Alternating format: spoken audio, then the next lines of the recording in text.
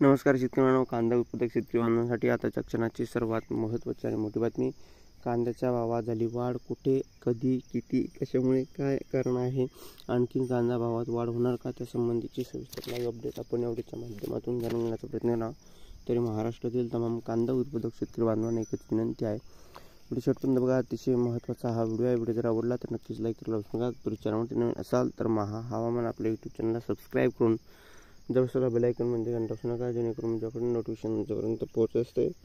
चला तर मित्रांनो, सविस्तर संपूर्ण व्हिडिओला काय महत्त्वाचे अपडेट आलेले आहे शेवटपर्यंत नक्कीच बघावे.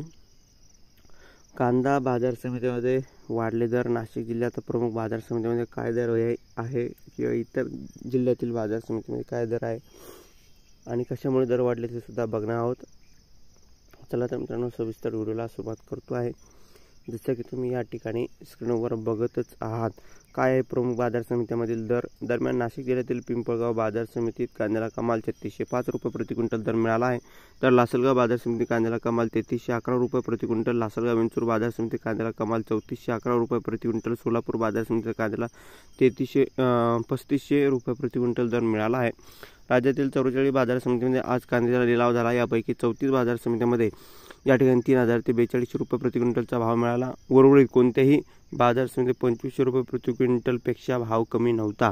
2500च्या वरतीच बाजारभाव आहे आणि जे काही थोड्याफार बाजाराचे 2500 ते 3000 रुपयापर्यंतचे मार्केट आहे.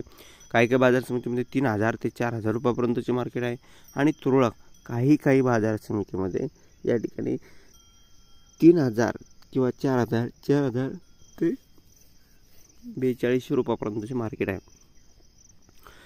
क्विंटलपेक्षा 2500 रुपये प्रति क्विंटलपेक्षा कमी दर नव्हता. दरम्यान आवक कमी असल्यामुळे कांद्याच्या दरात वाढ होत असल्याचं या ठिकाणी सध्या कळत आहे, सांगण्यात येत आहे.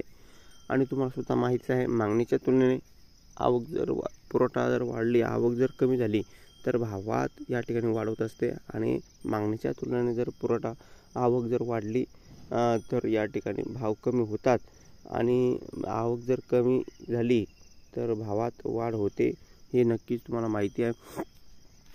आवक जर कमी झाली तर भावात वाढ होते आणि आवक जर वाढली तर भावात या ठिकाणी घसरण होते.